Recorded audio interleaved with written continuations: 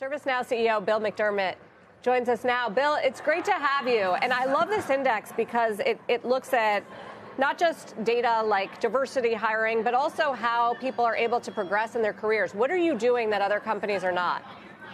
Well, I think, I got to do a call out, Sarah, first of all, to the Schultz Family Foundation. I know this was Howard's signature program, the American Opportunity Index.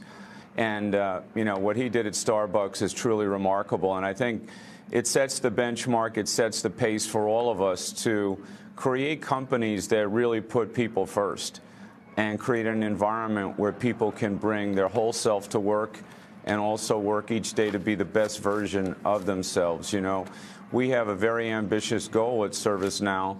We want a workforce that reflects the population, and 5 in 10 of our new hires for leadership roles now are women. The number of interns from underrepresented minority groups have increased by 50% in 2023, and our retention rates are the highest in the information technology industry. So we really believe in putting people first, and it's making a big difference. I wonder what you think that, part of what's in this index is pay and mobility and how much the job market, the fact that we've had a very tight labor market and there's been demand for labor at the same time where the supply has been low, factors in here for you and whether that's about to change. Yeah, you have to look at this equal opportunity for everybody is not only a duty, but also a $1 trillion market opportunity. The global skills gap, if we closed it as a society globally, it would be an $11.5 trillion opportunity by 2028. So it's clearly something that has to be done, and we have to take a blue ocean approach to talent sourcing and look in new places so that non-traditional talent pools can enter into high-paying, high-performance companies like ServiceNow. And I believe that's really what we're achieving. Lots of moms that went out of the workforce during COVID are coming back, and they're coming to companies like ServiceNow.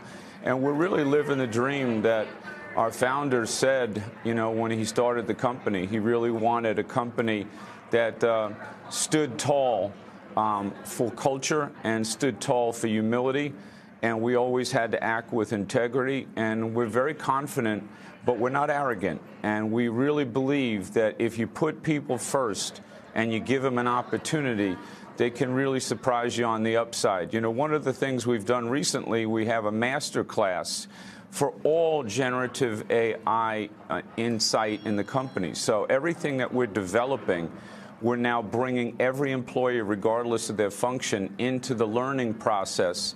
And that's really making a big difference because not only have we doubled the size of the workforce in the last few years, we've tripled the market cap, but we now have a workforce that understands that generative AI on the ServiceNow platform is revolutionizing business around the world in every industry, in every geography, for every persona. So they love making a difference. Bill, it's Carl. You're right about the growth that's happening at Now and across the software space. A lot of that operating leverage has come from tough decisions earlier in the year regarding headcount. And I wonder if you think that cautiousness bleeds into next year, if hiring trends stay as robust.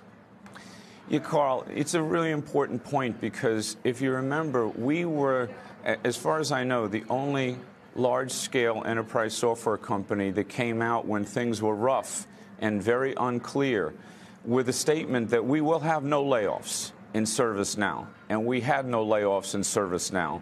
And I really believe that built the People Pact on a foundation of trust, where the leaders, even when we didn't have a clear 2020 vision on where markets were going, we're going to stand by the people, because once the markets clear up, you're always going to need inspired people to carry the company forward. So in terms of hiring, I think the market has improved dramatically. I think the visibility is much better.